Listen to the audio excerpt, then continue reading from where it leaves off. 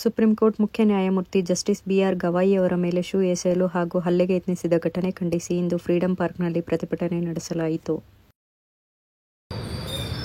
ನಿನ್ನೆ ರಾಮ್ ಕಿಶೋರ್ ನ್ಯಾಯಾಧೀಶರ ಮೇಲೆ ಶೂ ಎಸೆದಾಗ ಹಾಡು ನೆನಪಾಯ್ತು ನನಗೆ. ಆದ್ರೆ ಎರಡು ಸಾಲು ಏನಂತಂದ್ರೆ,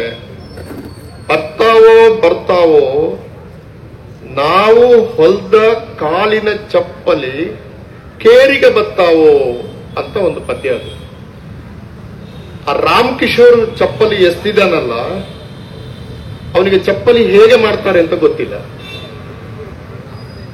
ಅವನಿಗೆ. ಅದನ್ನು ಹೊಲ್ದವರು ಯಾರು ಅಂದ್ರೆ ನ್ಯಾಯಮೂರ್ತಿ ಗವಾಯಿಗಳ ವಂಶಕ್ಕೆ ಸೇರಿದವರು, ವರ್ಗಕ್ಕೆ ಸೇರಿದವರು.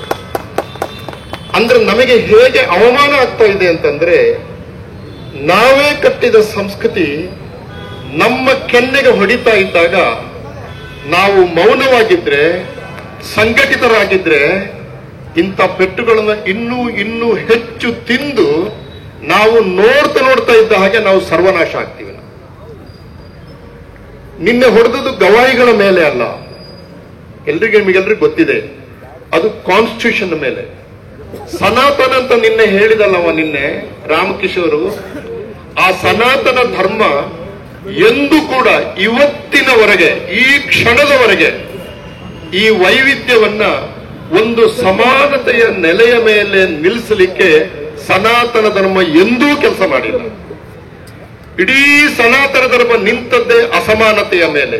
ಜಾತಿಯ ಅಸಮಾನತೆ, ಭಾಷಿಕ ಅಸಮಾನತೆ ಇದೆಯಲ್ಲ, ಅದರ ವಿವರಗಳನ್ನು ಹೇಳುವುದಿಲ್ಲ ನಾನು.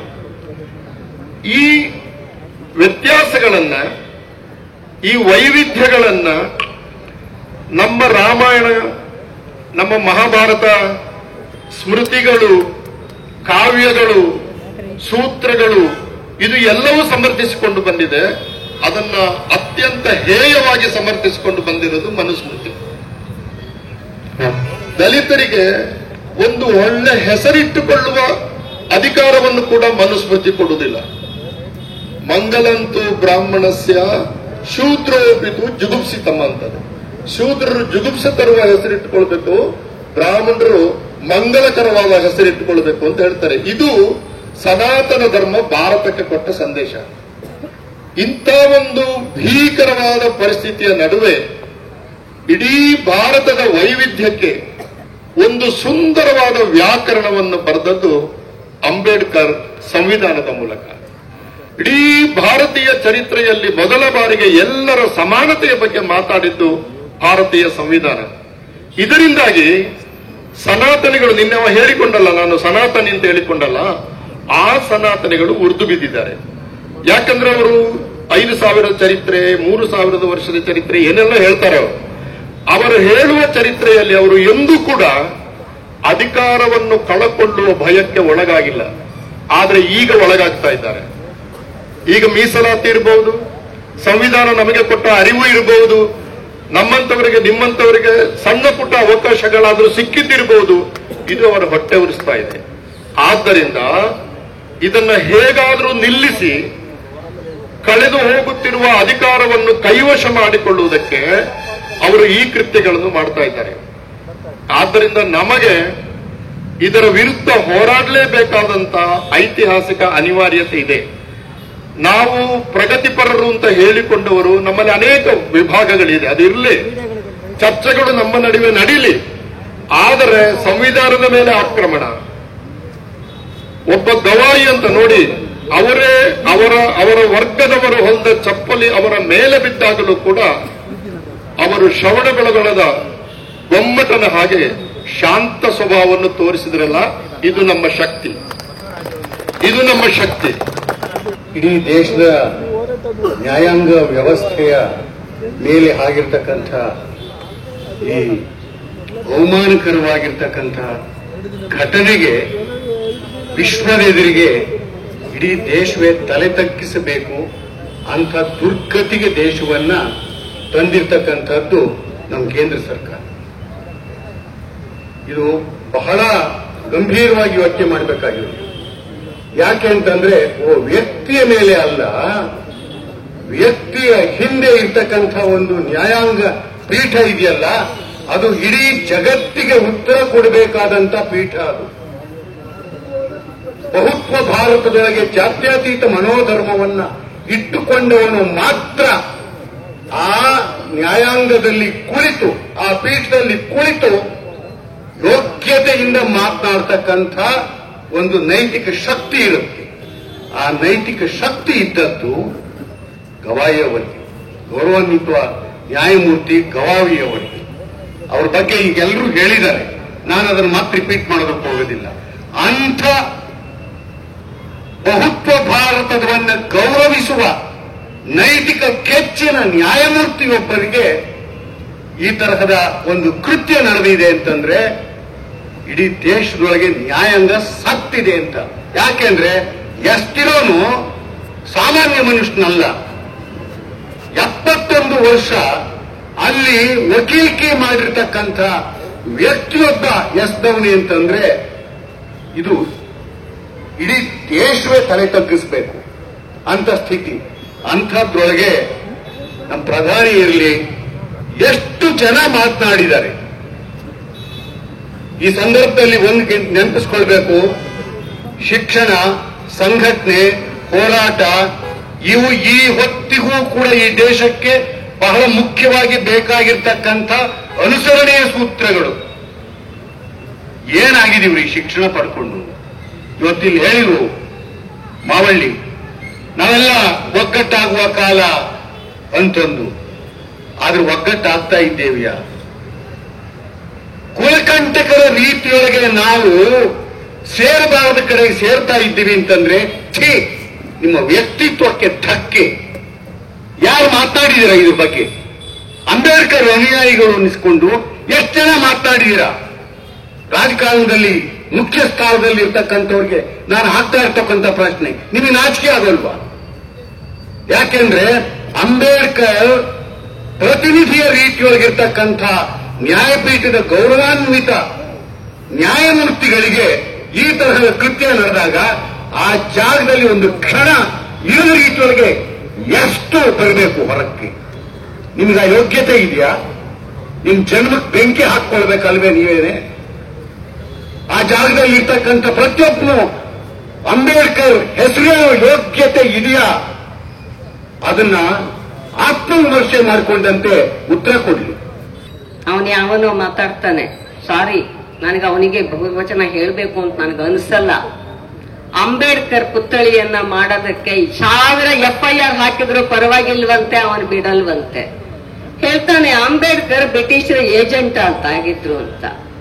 ಸಾವರ್ಕರ ಬ್ರಿಟಿಷರ್ ಏಜೆಂಟ್ ಆಗಿ ಬೂಟ್ ನೆಕ್ಕದವನು ಸಾವರ್ಕರ, ಅವನನ್ನು ವೀರ ಅಂತ ಕರೆದವರು ನೀವು. ಅಂಬೇಡ್ಕರ್ನ ಬ್ರಿಟಿಷ್ ಏಜೆಂಟ್ ಅಂತ ಹೇಳೋದಕ್ಕೆ ನಿಮ್ಗೆ ಯಾವ ನಾಲಿಗೆ ಬರ್ತದೆ ಅಂತ ಅನ್ನೋದನ್ನ ನಾವು ಇವತ್ತು ಪ್ರಶ್ನೆ ಕೇಳಬೇಕಾಗಿದೆ. ಅಂತಹ ಹೀನ ಕೃತ್ಯ ಮಾಡದಂತಹ ಆ ವಕೀಲನ್ನ ಗವಾಯಿ ಅವರು ಕ್ಷಮಿಸ್ಬಿಟ್ರಂತೆ. ಯಾಕೆ ಅಂದ್ರೆ ಅವರು ಬುದ್ಧನ ಅನುಯಾಯಿ ಆಗಿರೋದ ಕಾರಣಕ್ಕಾಗಿ. ಆದ್ರೆ ಅದೇ ಅಯೋಗ್ಯ I don't have any repentance ಅಂತ ಹೇಳ್ತಾನೆ. ಯಾಕೆ ಹೇಳಿ? ಅವನ ತಲೆ ಒಳಗಡೆ ಇರೋದು ಮನುವಾದ, ಅವನ ತಲೆ ಒಳಗಡೆ ಇರೋದು ಗೋಡ್ಸೆ ಸಾವರ್ಕರ್ಗಳು ತುಂಬಿರುವಂತಹ ಹಿಂದುತ್ವವಾದ. ಹಿಂದೂ ಧರ್ಮ ಕೂಡ ಅಲ್ಲ, ಹಿಂದೂ ಧರ್ಮದಲ್ಲೂ ಕೂಡ ಅತ್ಯಂತ ನಂಬಿಕೆಯಿಂದ ಹಿಂದೂ ಧರ್ಮವನ್ನ ಪಾಲಿಸುವವರು ವಸುದೈವ ಕುಟುಂಬಕಂ ಅಂತ ಹೇಳ್ತಾರೆ. ಆ ಹಿಂದೂ ಧರ್ಮಕ್ಕೂ ಕೂಡ ಕಳಂಕವನ್ನ ಹಚ್ಚುತ್ತಾ ಇರುವಂತಹ ಹಿಂದುತ್ವವಾದಿಗಳು ಇವತ್ತು ಈ ಮಟ್ಟದ ಧೈರ್ಯವನ್ನ ಪಡ್ಕೋತಾ ಇರೋದಕ್ಕೂ RSSಗೆ ಆಗಿರುವ 100 ವರ್ಷಕ್ಕೂ ನೇರ ಸಂಬಂಧ ಇದೆ.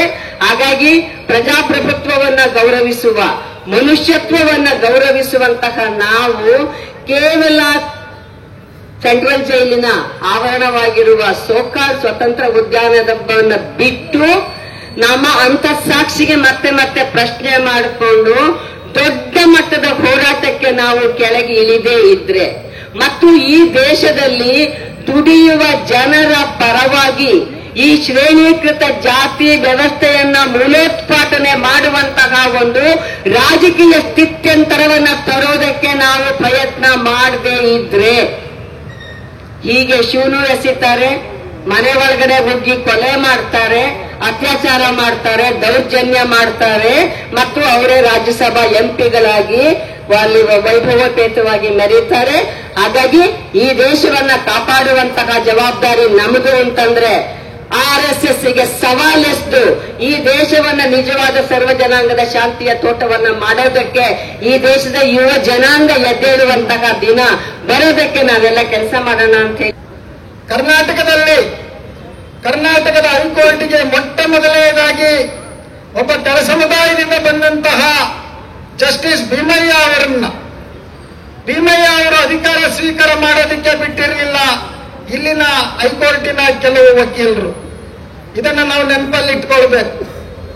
80ರ ದಶಕದಲ್ಲಿ ಯಾವ ಜಸ್ಟಿಸ್ ಭೀಮಯ್ಯನವರು ಕರ್ನಾಟಕ ಉಚ್ಚ ನ್ಯಾಯಾಲಯದ ನ್ಯಾಯಮೂರ್ತಿಗಳಾಗಿ ಅಧಿಕಾರ ಸ್ವೀಕಾರ ಮಾಡಕ್ಕೆ ಬಂದಾಗ ಅವರ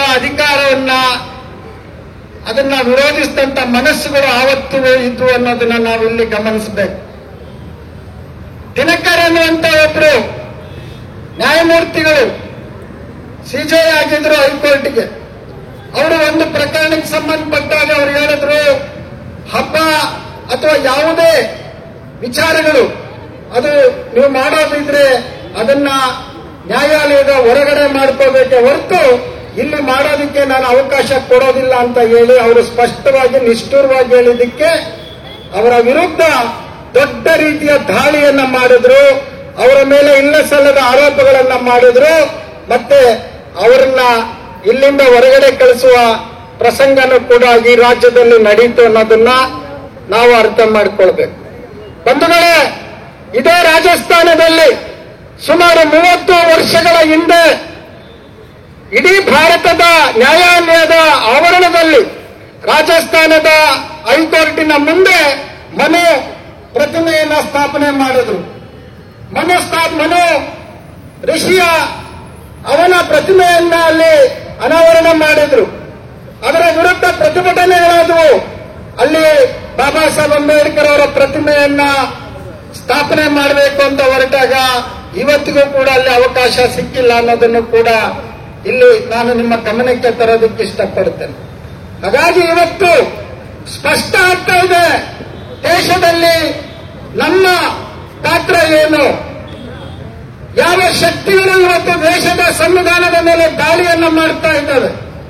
ಸಂಸದೀಯ ಪ್ರಜಾಪ್ರಭುತ್ವವನ್ನು ಬೆಳೆಸಿಕೊಳ್ಳುವ ಮೂಲಕ ಮತಗಟ್ಟೆಗಳಲ್ಲಿ ಮತಗಳನ್ನು ಕದಿಯುವ ಮೂಲಕ ಇವತ್ತು ಅಧಿಕಾರಕ್ಕೆ ಅವರು ಬಂದಿದ್ದಾರೆ.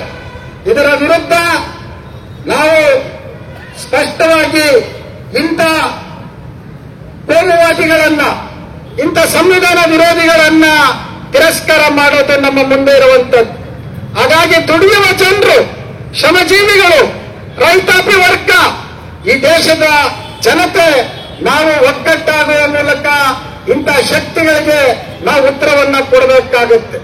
ಇದು ಇವತ್ತಿಂದ ಬಂದದ್ದಲ್ಲ, ಇದು ಇವತ್ತಿನ ರೋಗ ಅಲ್ಲ. ಇದು ಈ ರೋಗ ಈಗ ಉಲ್ಬಣಗೊಳ್ತಾ ಇದೆ. ಇವತ್ತು ರೋಗ ಉಲ್ಬಣಗೊಂಡು ಇವತ್ತು ಇಂಥ ದುಷ್ಟ ಕೆಲಸಗಳಿಗೆ ಅದಕ್ಕೆ ಕೈ ಹಾಕ್ತಾ ಇದೆ ಅನ್ನೋದನ್ನ ನಾವು ಈ ಸಂದರ್ಭದಲ್ಲಿ ಇಲ್ಲಿ ಅರ್ಥ ಮಾಡ್ಕೊಳ್ಬೇಕಾಗುತ್ತೆ. ಕೇವಲ 3-4 ತಿಂಗಳಿಂದ ನಿಮಗೆ ಗೊತ್ತಿದೆ, ಇದೇ ಈ ದೇಶದ ಗೃಹ ಮಂತ್ರಿ ಪಾರ್ಲಿಮೆಂಟ್ ನಲ್ಲಿ ಮಾತಾಡ್ತಾ ಅವನು ಹೇಳ್ತಾ ಇದ್ರು, ಅವರು ಇತ್ತೀಚೆಗೆ ಅಂಬೇಡ್ಕರ್ ಅಂಬೇಡ್ಕರ್ ಅಂಬೇಡ್ಕರ್ ಅಂಬೇಡ್ಕರ್ ಅನ್ನೋದೇ ಒಂದು ಫ್ಯಾಷನ್ ಆಗ್ಬಿಟ್ಟಿದೆ. ಅದ್ರ ಬದಲು ದೇವರನ್ನ ಸ್ತುತಿಸಿದ್ರೆ ಅವ್ರಿಗೆ ಸ್ವರ್ಗ ಸಿಗ್ತಾ ಇತ್ತು ಅನ್ನುವಂತ ಮಾತನ್ನ ಹೇಳ್ದ. ಇದೆಲ್ಲ ಯಾಕೆ ಈ ಮಾತುಗಳು ಬರ್ತಾ ಇದೆ ಅಂದ್ರೆ ಅವರು ನಿರ್ಧಾರ ಮಾಡಿಕೊಂಡಿದ್ದಾರೆ. ಅವರ ಚಿಂತನೆಗಳಲ್ಲಿ ಅವರು ಸ್ಪಷ್ಟ ಮಾಡಿಕೊಂಡಿದ್ದಾರೆ. ನಾವು ಕೂಡ ಅದನ್ನ ಹೇಗೆ ವಿರೋಧಿಸಬೇಕು, ಇಂಥ ಶಕ್ತಿಗಳನ್ನ ಹೇಗೆ ಬಗ್ಗಬಡಿಬೇಕು ಅನ್ನೋದನ್ನ ನಾವು ಕೂಡ ಅದನ್ನ ಗಂಭೀರವಾಗಿ ತೆಗೆದುಕೊಳ್ಬೇಕು.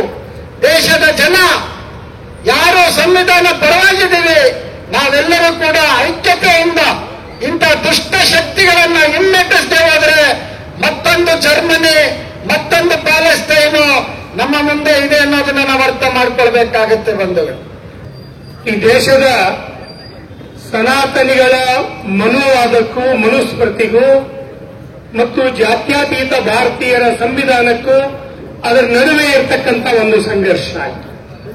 ನಮ್ಮ ಸಂವಿಧಾನವನ್ನ ಬದಲಾವಣೆ ಮಾಡಬೇಕು ಅಂತ ಬಹಳ ಪ್ರಯತ್ನಗಳು ಈಗಾಗಲೇ ನಡೀತಾ ಇದ್ದಾವೆ. ಈಗಾಗಲೇ ನಮ್ಮ ದೇಶದ ನ್ಯಾಯಾಂಗ, ಈ ನ್ಯಾಯಾಂಗದ ಮೇಲೆ ಯಾಕೆ ಸನಾತನಿಗಳಿಗೆ ಸಿಟ್ಟಿದೆ, ದ್ವೇಷ ಇದೆ ಅಂತಂದ್ರೆ, ನ್ಯಾಯಾಂಗ ಶಾಸಕಾಂಗದ ಹಲವಾರು ಅಸಂವಿಧಾನಿಕ ನಡೆಗಳನ್ನು ತಡೆದಿದೆ. ಹಲವಾರು ಸಂದರ್ಭಗಳಲ್ಲಿ ಕೇಶವಾನಂದ ಭಾರತಿ ಕೇಸ್ನಿಂದ ಇಲ್ಲಿವರೆಗೂ ಸಂವಿಧಾನದ ಮೂಲ ಆಶಯಗಳನ್ನ ತಿದ್ದುಪಡಿ ಮಾಡುವ ಹಕ್ಕು ಈ ಪಾರ್ಲಿಮೆಂಟ್ಗೆ ಇಲ್ಲ ಅಂತ ಹೇಳಿದ್ದು ನ್ಯಾಯಾಂಗ. ನ್ಯಾಯಾಂಗದ ಕೂಸು ಪಾರ್ಲಿಮೆಂಟ್ ಹೊರತು ಪಾರ್ಲಿಮೆಂಟದ ಕೂಸು ನ್ಯಾಯಾಂಗ ಅಲ್ಲ. ನ್ಯಾಯಾಂಗದಲ್ಲಿರ್ತಕ್ಕಂಥ ನ್ಯಾಯಮೂರ್ತಿಗಳನ್ನ ಆಡಳಿತ ಪಕ್ಷದ ನೇಮಕಾತಿಗೆ ಒಳಪಡಿಸಬೇಕು ಅಂತಕ್ಕಂಥ ಪ್ರಯತ್ನಗಳು ಸಹಿತ ನಡೆದು ಅದು ನ್ಯಾಯಾಂಗ ಅದನ್ನು ವಿರೋಧ ಮಾಡಿತು. ಇವತ್ತು ನ್ಯಾಯಾಂಗದ ಮುಖ್ಯಸ್ಥರು ಅಥವಾ ನ್ಯಾಯಮೂರ್ತಿಗಳು ಯಾರು ಆಗಬೇಕು ಅಂತ ಅನ್ನೋದು ಇವತ್ತು ನ್ಯಾಯಾಂಗದ ವ್ಯಾಪ್ತಿಯಲ್ಲೇ ಇದೆ. ಸೊ ಈ ನೋವು ನಮ್ಮ ದೇಶದ ಆಡಳಿತ ವರ್ಗಕ್ಕೆ ಕಾಡ್ತಾ ಇದೆ. ಗೋಲ್ವಾಲ್ಕರ್ ಅವರು ಈ ಸಂವಿಧಾನವನ್ನು ಒಪ್ಪಿರಲಿಲ್ಲ, ಭಾರತದ ಏಕತೆಯನ್ನು ಒಪ್ಪಿರಲಿಲ್ಲ, ಭಾರತದ ಬಹುತ್ವವನ್ನು ಒಪ್ಪಿರಲಿಲ್ಲ, ಭಾರತದ ಇವತ್ತಿನ ಧ್ವಜವನ್ನು ಒಪ್ಪಿರಲಿಲ್ಲ ಮತ್ತು ಅಂಬೇಡ್ಕರ್ ಅವರು ಕೊಟ್ಟಿರ್ತಕ್ಕಂಥ ಸಂವಿಧಾನವನ್ನು ಒಪ್ಪಿರಲಿಲ್ಲ. ಸೊ ಅವತ್ತಿನಿಂದ ಇವತ್ತಿನವರೆಗೂ ನಿರಂತರವಾಗಿ ಸಂವಿಧಾನದ ಮೇಲೆ ದಾಳಿ ನಡೀತಾ ಇದೆ. ಸಂವಿಧಾನದ ಮೇಲೆ ದಾಳಿ ನಡೆದಾಗ ಬಿ.ಆರ್. ಅಂಬೇಡ್ಕರ್ ಅವರು ಸಂವಿಧಾನವನ್ನು ಬರೀಲೇ ಇಲ್ಲ ಅಂತಕ್ಕಂಥ ಒಂದು ವಿಧಾನದೊಳಗೆ ಆರಂಭ ಮಾಡಿ ಅವತ್ತು ಬಿ.ಆರ್. ಅಂಬೇಡ್ಕರ್ ಅವರ ಮೇಲೆ ದಾಳಿ, ಇವತ್ತು ಬಿ.ಆರ್. ಗವಾಯಿ ಅವರ ಮೇಲೆ ದಾಳಿ. ಬಿ.ಆರ್. ಗವಾಯಿ ಅವರಾಗ್ಲಿ, ಬಿ.ಆರ್. ಅಂಬೇಡ್ಕರ್ ಅವರಾಗ್ಲಿ ಈ ದೇಶದ ಜಾತ್ಯತೀತ ವ್ಯವಸ್ಥೆಯ ರಕ್ಷಕರು ಅಂತ ಅನ್ನೋದನ್ನು ನಾವೆಲ್ಲ ಗಮನಿಸಬೇಕಾಗಿದೆ. ಆ ರಕ್ಷಕರ ಮೇಲೆ ದಾಳಿ ಮಾಡತಕ್ಕಂಥದ್ದನ್ನು ನಾವೆಲ್ಲರೂ ವಿರೋಧಿಸಬೇಕಾಗಿದೆ. ಅವರ ಮೂಲ ತಕರಾರು ಇರುವುದು, ಸಂವಿಧಾನದ ಬಗ್ಗೆ ಅವರಿಗೆ ಮೂಲ ತಕರಾರು ಇರೋದು ಜಾತ್ಯತೀತ ಅಂತಕ್ಕಂಥ ಪದದ ಮೇಲೆ, ಸಮಾಜವಾದ ಅಂತಕ್ಕಂಥ ಪದದ ಮೇಲೆ ಮತ್ತು ಭಾರತದ ಏಕತೆ ಮತ್ತು ಸಮಗ್ರತೆ ಅಂತಕ್ಕಂಥ ಪದಗಳನ್ನ ಇವು ಸಂವಿಧಾನದಲ್ಲಿ ಮೂಲದಲ್ಲಿ ಇರಲಿಲ್ಲ, ನಂತರ ಸೇರಿಸಲಾಯಿತು ಅಂತಕ್ಕಂಥ ಪ್ರಚಾರ ಮಾಡ್ತಾ ಇದ್ದಾರೆ. ಇವತ್ತು ಅದನ್ನು ಸಮರ್ಥನೆ ಮಾಡತಕ್ಕಂಥ ರೀತಿಯೊಳಗೆ ಹಲವಾರು ಬಾರಿ ನಮ್ಮ ನ್ಯಾಯಾಂಗ ಅದನ್ನು ಹೇಳಿದೆ. ಜಾತ್ಯತೀತತೆ ಅನ್ನೋದು ಸಂವಿಧಾನದ ಆಶಯ, ಸಮಾಜವಾದ ಅನ್ನೋದು ಸಂವಿಧಾನದ ಆಶಯ, ಭಾರತದ ಏಕತೆ ಸಮಗ್ರತೆ ಅನ್ನೋದು ಸಹಿತ ಸಂವಿಧಾನದ ಆಶಯ ಅನ್ನೋದು ಹಲವಾರು ಬಾರಿ ಹೇಳಿದ್ದಾರೆ. ಸೊ ಇವತ್ತು ಬಿ.ಆರ್. ಗವಾಯಿ ಅವರು ಬಹಳ ಸ್ಪಷ್ಟವಾಗಿ ಹೇಳಿದ್ದಾರೆ. ಅವರು ನಾನು ಈ ಪಾರ್ಲಿಮೆಂಟಿನ ಆಮಿಷಗಳಿಗೆ ಬಲಿಯಾಗೋದಿಲ್ಲ ಅನ್ನೋದನ್ನ ಬಹಳ ನೇರವಾಗಿ ಅಧಿಕಾರ ವಹಿಸಿಕೊಂಡಾಗಲೇ ಹೇಳಿದ್ದಾರೆ. ಸೊ ಅವತ್ತೇನೆ ಈ ಮನುವಾದಿಗಳಿಗೆ ನ್ಯಾಯಾಂಗ ನಮ್ಮ ನಿಯಂತ್ರಣ ತಪ್ಪಿ ಹೋಗ್ತಾ ಇದೆ ಅಂತಕ್ಕಂಥ ಭಾವನೆ ಅವತ್ತಿನಿಂದಲೇ ಆರಂಭ ಆಗಿದೆ. ಸೊ ಆ ಕಾರಣಕ್ಕಾಗಿ ಇದು ಮನುವಾದಿಗಳ, ಸನಾತನಿಗಳ ಮನುಶಾಸ್ತ್ರಕ್ಕೂ ಮತ್ತು ಜಾತ್ಯತೀತ ಭಾರತೀಯರ ಈ ಸಂವಿಧಾನಕ್ಕೂ ಇರತಕ್ಕಂಥ ಈ ಸಂಘರ್ಷ ನಿರಂತರವಾಗಿ ನಡೀತಾ ಇತ್ತು. ಇವತ್ತು ನೇರವಾಗಿ ಬೀದಿಗೆ ಬಂದಿದೆ. ಇವತ್ತು ಸುಪ್ರೀಂ ಕೋರ್ಟ್ನಲ್ಲೇ ಆ ಸಂಘರ್ಷ ಆರಂಭ ಆಗಿದೆ. ಸೊ ಇವತ್ತು ನಾವು ಆಲೋಚನೆ ಮಾಡಬೇಕಾಗಿದೆ. ಹಿಂದೆ ಬಾಬರಿ ಮಸೀದಿ ವಿಷಯದಲ್ಲಿ ಸುಪ್ರೀಂ ಕೋರ್ಟ್ ಬಹುಧರ್ಮೀಯರ ಭಾವನೆಗಳಿಗೆ ಬೆಲೆ ಕೊಟ್ಟು ಇದನ್ನು ನಾವು ಈ ತೀರ್ಪನ್ನು ನೀಡ್ತಾ ಇದ್ದೀವಿ ಅಂತ ಹೇಳಿ ಹಲವಾರು ಸುಪ್ರೀಂ ಕೋರ್ಟ್ ನ್ಯಾಯಮೂರ್ತಿಗಳು ಹೇಳಿದ್ರು. ಏನು ಅಂದ್ರೆ ಇದು ಸಂವಿಧಾನಿಕವಾಗಿರ್ತಕ್ಕಂಥ ತೀರ್ಪಲ್ಲ, ಇದು ಸಾಮಾಜಿಕ ತೀರ್ಪು. ಅಂದ್ರೆ ಸಂವಿಧಾನಕ್ಕೆ ಬದ್ಧವಾಗಿರೋರು ಈ ಸನಾತನಿಗಳಿಗೆ ಶತ್ರುಗಳಾಗ್ತಾರೆ. ಬಿ.ಆರ್. ಗವಾಯಿ ಅವರು ಸಂವಿಧಾನಕ್ಕೆ ಬದ್ಧವಾಗಿದ್ದಾರೆ, ಸಂವಿಧಾನಕ್ಕೆ ಬದ್ಧವಾಗಿ ನಡೆದುಕೊಳ್ತಾ ಇದ್ದಾರೆ. ಅದಕ್ಕಾಗಿ ಅವರು ಇವತ್ತು ಅವ್ರ ಮೇಲೆ ದಾಳಿ ಮಾಡತಕ್ಕಂಥ ಒಂದು ಪ್ರಯತ್ನವನ್ನ ಮಾಡಿದ್ದಾರೆ. ಎರಡನೇದಾಗಿ ಒಬ್ಬ ಗವಾಯಿ ಅಂತಕ್ಕಂಥ ಒಬ್ಬ ದಲಿತ ಈ ದೇಶದ ಸುಪ್ರೀಂ ಕೋರ್ಟಿನ ಮುಖ್ಯ ನ್ಯಾಯಮೂರ್ತಿಗಳಾಗಿ ಬಂದಿದ್ದು ಅವರ ಮನಸ್ಸಿನೊಳಗೆ ಕುದಿತಾ ಇತ್ತು. ಆ ಮನಸ್ಸಿನೊಳಗೆ ತಡ್ಕೊಳ್ಳಕ್ಕೆ ಆಗ್ತಾ ಇರಲಿಲ್ಲ. ಆ ಒಂದು ಫ್ರಸ್ಟ್ರೇಷನ್ ಏನಿದೆ ಅದು ನಿನ್ನೆ ಆ ವ್ಯಕ್ತಿಯ ಮೂಲಕ ಹೊರಗಡೆ ಬಂದಿದೆ. ಸೊ ಈಗಾಗಲೇ ದೇಶದಾದ್ಯಂತ ಮಹಾತ್ಮ ಗಾಂಧೀಜಿಯನ್ನ ಖಳನಾಯಕನನ್ನ ಮಾಡಿ ಸಾವರ್ಕರನ್ನ ನಾಯಕನನ್ನ ಮಾಡತಕ್ಕಂಥ ಪ್ರಯತ್ನಗಳು, ಭಗತ್ ಸಿಂಗ್ನನ್ನ ಮರೆಮಾಚಿ ಗೋಡ್ಸೆಯನ್ನ ರಾಷ್ಟ್ರಪ್ರೇಮಿಯನ್ನಾಗಿ ಮಾಡತಕ್ಕಂಥ ಪ್ರಯತ್ನಗಳು ಇವತ್ತಿನ ಕೇಂದ್ರ ಸರ್ಕಾರದ ಯುಜಿಸಿ ಪಠ್ಯದ ಮೂಲಕನೇ ಬರ್ತಾ ಇದ್ದಾವೆ. ಸೊ ಇಂತಹ ಸಂದರ್ಭದಲ್ಲಿ ಅವರು ಅದನ್ನು ಮಾಡ್ತಾ ಇದ್ದಾರೆ. ನಾವು ಆಲೋಚನೆ ಮಾಡಬೇಕಾಗಿದೆ. ಸಂವಿಧಾನವನ್ನು ಬದಲಾವಣೆ ಮಾಡಬೇಕು ಅಂತ ಹೊರಟವರು ಸಂವಿಧಾನದ ರಕ್ಷಕರ ಮೇಲೆ ಇವತ್ತು ದಾಳಿ ಮಾಡ್ತಾ ಇದ್ದಾರೆ. ಯಾವ ಸಂವಿಧಾನದಿಂದ ಈ ದೇಶದ ದಲಿತರು, ಅಸ್ಪೃಶ್ಯರು, ಹಿಂದುಳಿದವರು, ಕಾರ್ಮಿಕ ವರ್ಗ, ರೈತರು, ದುಡಿಯುವ ವರ್ಗ ಮೂಲಭೂತ ಹಕ್ಕುಗಳನ್ನ ಪಡೆದವು, ನಾವೆಲ್ಲರೂ ಅಂತ ಸಂವಿಧಾನಕ್ಕೆ ಧಕ್ಕೆ ಬಂದಾಗ ನಾವೆಲ್ಲರೂ ಒಂದಾಗಿ ಹೋರಾಟ ಮಾಡಬೇಕಂತ ಕಾಲ ಇವತ್ತು ಬಂದಿದೆ. ಬಂಧುಗಳೇ, ಇದು ನನ್ನ ಪ್ರಕಾರ ಅಂತಿಮವಾದ ಹೋರಾಟಕ್ಕೆ ಮುನ್ನುಡಿ.